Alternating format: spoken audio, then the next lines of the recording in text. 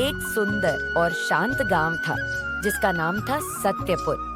इस गांव में एक राजा रहता था जिसका नाम राम प्रसाद है। यहाँ का राजा बहुत ही सच्चा और भला इंसान है।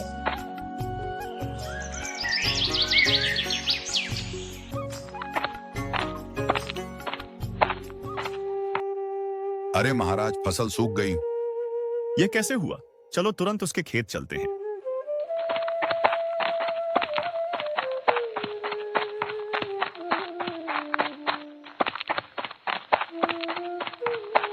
उसके बाद राजा राम प्रसाद और चुनमुन उसके खेत पर जाता है। वह जैसे ही वहां पहुंचता है, वह देखता है श्यामू किसान रो रहा है। अरे अरे श्यामू, क्या हुआ तुम्हें? तुम रो क्यों रहे हो? चुप हो जाओ। राजा जी, मेरी सारी मेहनत मिट्टी में मिल गई। ना तो बारिश हुई, ना ही कुएं में पानी बचा।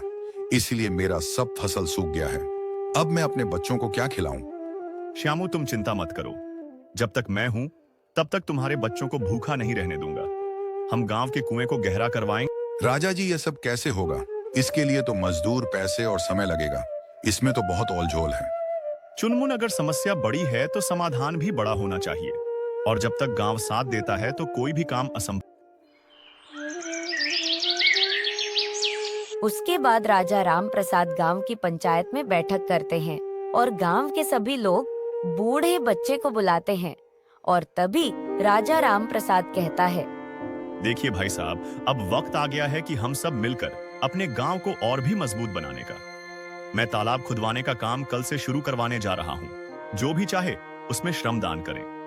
राम प्रसाद की यह बात सुनकर सभी लोग तालियां बजाने लगते हैं, लेकिन पंचायत प्रमुख हरिराम थोड़े जलन में बोलता है, राजा जी, यह सब बातें अच्छी लगती हैं सुनने में, लेकिन लोग खुद अपना पेट पालने में लगे हैं। किसी को कोई भी मतलब नहीं है। तभी छोटी गुड्डी बोलती है, मैं आऊंगी राजा जी के साथ काम करने। आप लोग तो बड़े हो, अगर आप लोग नहीं आए तो हम बच्चे खुद मिट्टी उठाएंगे। लोग हंसने लगे, लेकिन राजा ने गंभीरता से कहा, गुड्डी, तुमने तो मेरा दिल जीत लिया। गांव की असली बेटी तुम हो।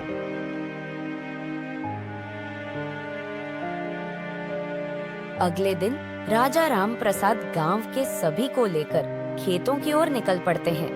खेत में पहुंचने के बाद सभी लोग खुदाई करना शुरू कर देते हैं। राजा जी, अब तो तालाब की खुदाई हो गई। अब बस पानी का इंतजार है। उसके बाद सभी लोग खुदाई करके वहां से चले जाते हैं।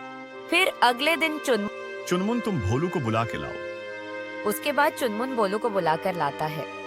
भोलू, तुम्हें क्या चाहिए? तुम क्यों दूसरों का कुछ नुकसान करते हो? तुम्हें हुआ क्या है? राजा जी, मुझे काम नहीं मिलता। लोग मुझे निकम्मा समझते हैं। आप ही बताएं, अब मैं क्या करूं? मैं तुम्हें स्कूल की सफाई और बच्चों की मदद का काम दूंगा। 1 महीने तक बिना गड़बड़ी के काम करोगे तब तुम्हें स्थायी काम दिया जाएगा। क्या तुम यह काम करोगे? हाँ हाँ राजा जी, मैं यह काम अवश्य करूंगा। तब तो लोग मुझे नहीं समझेंगे निकम्मा। भोलू को पहली बार किसी ने समझाया। वह भावुक हो गया और वादा किया, राजा जी, अब से मैं गांव के लिए ही जीऊंगा, चाहे जो भी हो जाए। गांव में सब कुछ धीरे धीरे ठीक हो रहा था। तालाब में पानी भी आ चुका था, खेत हरे भरे हो गए थे और भोलू जैसे लोग भी अब गांव के विकास में हाथ बटा रहे थे।